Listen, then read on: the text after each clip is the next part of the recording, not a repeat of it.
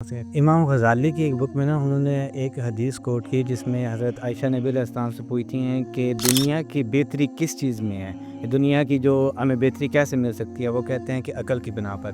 اس کے بعد وہ کہتی ہیں کہ آپ جو آخرت ہے، آخرت میں بہتری کس بنا پر مل سکتی ہے؟ وہ فرماتے ہیں کہ عقل کی بنا پر۔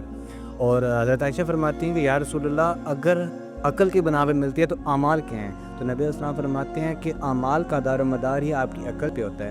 تو قرآن ہمیں بیسیکلی کیا پرووائڈ کرتا ہے ڈیفینیشن آف عقل کے؟ جو انٹلیکچولیزم ہے یا انٹلیکٹ ہے، اس کی کیا ڈیفینیشن ہمیں ملتی ہوئی؟ قرآن اگر اس چیز سے بات کرتا ہے تو جن لوگوں نے بھی قرآن کا انکار کیا ہے یا نبیوں کا انکار کیا ہے، تو قرآن نے ان کو کہا ہے کہ یہ اندھے ہیں، یہ بہرے ہیں، یہ گونگے، ٹھیک ہے نا، ان کے دل ہیں مگر اس سے سوچتے نہیں ہیں، ان کے دل سخت ہو گئے ہیں، میں کہ سختی میں پتھر سے بھی زیادہ بڑھ گئے، ٹھیک ہے نا۔ یہ واضح ہے کہ یعنی یہ سوچتے نہیں ہیں، یہ عقل سے کام نہیں، یعنی کوئی بغض ہے، کوئی تعصب ہے، کوئی ہٹ درمی ہے، کوئی خواہشات نفس کی پیروی ہے جو انہیں عقل کا درست استعمال نہیں کرنے دیتی۔ کیونکہ جتنے مخالفین انبیاء کے آئے ہیں انہیں بات تو سمجھ رہی تھی، انہوں نے ان کی باتوں کو سردی بات ہے، حضور کو سب نے کہا تھا آپ صادق اور امین ہیں، لیکن جب زد پڑتی ہے قبائلی تعصب پہ یا خواہشات نفس پہ یا سرداریوں پہ تو انسان کی عقل ماری جاتی ہے، جس کا قرآن بار بار ذکر کرتا ہے کہ یہ ان کے پاس دل ہیں مگر اسے سوچتے نہیں ہیں۔ تو اتنی بات تو قرآن کرتا ہے، یعنی قرآن میں جو دلائل دیے ہیں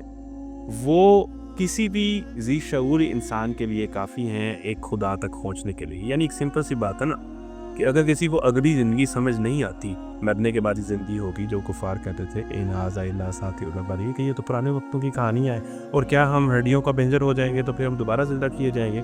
یہ سوالات بیان کیے کہ لائف آفٹر ڈیتھ کا کیا کنسیپٹ ہے؟ تو اس میں ایک سمپل سی بات ہے کہ جس کو اگلی زندگی نہیں سمجھ آتی، کیا اس کو یہ زندگی سمجھ آ گئی؟ کیا اس کو اپنی پہلی زندگی سمجھ آ دی ہے کہ یہ میں جو میری آنکھیں ہیں، جسم و جان ہے، میں آ گیا ہوں؟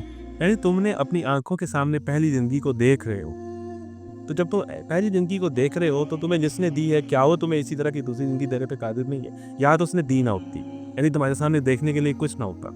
تم نے اس لائف کو دیکھا ہے، ایکسپیرینس کیا ہے، تم نے اپنی آنکھوں کے سامنے بچوں کو پیدا ہوتے دیکھا ہے، مرتے دیکھا ہے، ان کی آوازیں دیکھی ہیں، ان کی انڈرسٹینڈنگ دیکھی ہے، تو کیسے کوئی انسان کہہ سکتا ہے کہ جس نے یہ سارا نظام بنایا ہے وہ اسی طرح کا دوسرا نظام بنانے پہ قادر نہیں ہے؟ تو قرآن وہی ذی شعور کہ تم کائنات کے نظام پر، بادلوں سے پانی کے برسنے پر، زمین سے بخارات پر برسنے پر، زمینوں پر گرنے پر، مردہ زمینوں کے زندہ ہو جانے پر غور نہیں کرتے؟